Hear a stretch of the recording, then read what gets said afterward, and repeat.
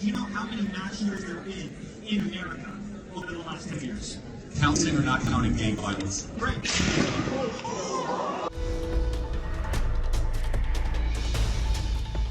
And welcome back to ABC News Live. Conservative political activist Charlie Kirk has been shot. There's been a shooting. We heard shots.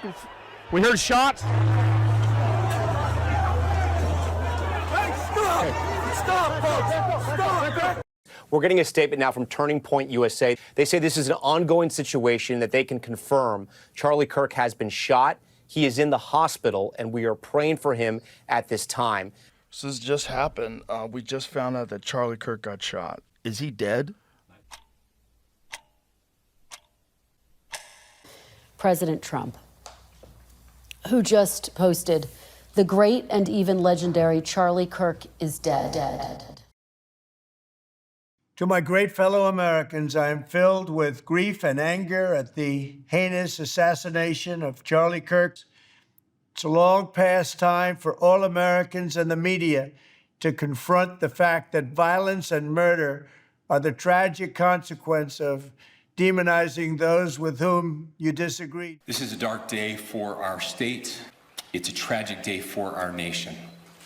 And I want to be very clear that this is a political assassination. Manhunt for Charlie Kirk's killer. This is the person of interest in the assassination. His motive appears to be political, since bullets were found engraved with expressions of transgender and anti-fascist ideology. Suspected shooter shows up on campus at Utah Valley University, 12:20. A shot rings out. This video apparently shows the shooter fleeing across the roof. Police have not publicly identified him. That was a new development overnight, working through the night, studying those cameras. So that's something that's new and that we're working through right now. Tyler Robinson is the suspect in custody. Any updates on the suspect? I think with a high degree of certainty, we have him. Good morning, ladies and gentlemen.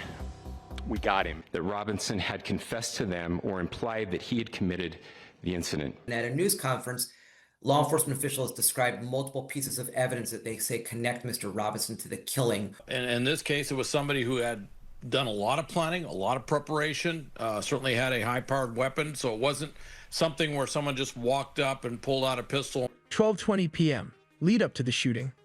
Kirk was seated at the debate table, answering questions from students. The atmosphere was lively but controlled. 12:22 to 12:23 p.m., the assassination. Suddenly, a loud gunshot echoed through the courtyard. Kirk was hit in the neck while speaking. Early afternoon, official announcements. It was confirmed that Kirk had died from his injuries at the hospital. The assassination of Charlie Kirk is nothing short of attack on free speech. My friend Charlie Kirk yesterday was gunned down in cold blood, dead at the age of 31. Yesterday, after Charlie Kirk was brutally murdered, he was shot in the throat in front of everybody, including his own family and his children. But I'm sure you know by now that Charlie Kirk was assassinated yesterday. Andrew, how are you? Quite deeply affected, to be honest. Charlie Kirk had been shot and, as we now know, assassinated. This came 5 minutes ago. Charlie Kirk was shot and he's dead. We no longer live in any kind of civilized political discourse. Normally, with every single problem, I consider myself a man who knows all the solutions and knows all the answers. But after this, I'm sitting here thinking, what do we do? I'm pleased to announce that I will soon be awarding Charlie Kirk posthumously the Presidential Medal of Freedom. Charlie Kirk would have been president. His friends knew it, his admirers knew it, and his enemies knew it. A free and democratic society, which is what America is supposed to be about, depends upon the basic premise that people can speak out and take part in public life without fear. And I keep seeing people online saying that this just feels different even than Trump's assassination attempt.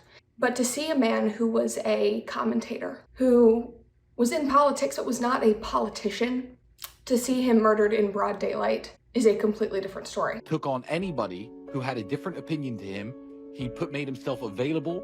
He made himself public. He spoke to anybody about any topic, whether he was right or wrong. Here's where I draw the line. I personally have a big problem with people that are celebrating him being killed. This was a Blizzard employee. This person lost their job and effectively has ruined their life. They will make jokes about Charlie Kirk's death. These people are soulless. There is no honor left. I'm on a kill list. Doesn't bother me. It's not about me. It's about Charlie. The fact that he was the nice guy. You thought that my husband's mission was powerful before. You have no idea what you just have unleashed across this entire country. You have no idea the fire that you have ignited within this wife movement my husband built will not die. If Charlie Kirk can get shot, anyone can get shot for speaking their mind. I don't think the answer is to start telling people to not talk. I think the answer is more discussion, more debate. Because if you remove debate, the only answer is violence. Because disagreement is not destruction. Debate is not hatred. Conversation is not violence. I will be coming to college campuses, many of them this year. So will we all, I am sure.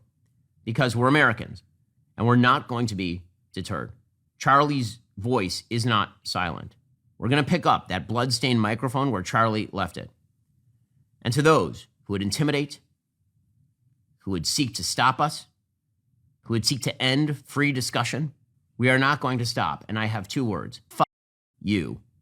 We will not stop telling the truth. We will never stop telling the truth. We will never stop debating and discussing.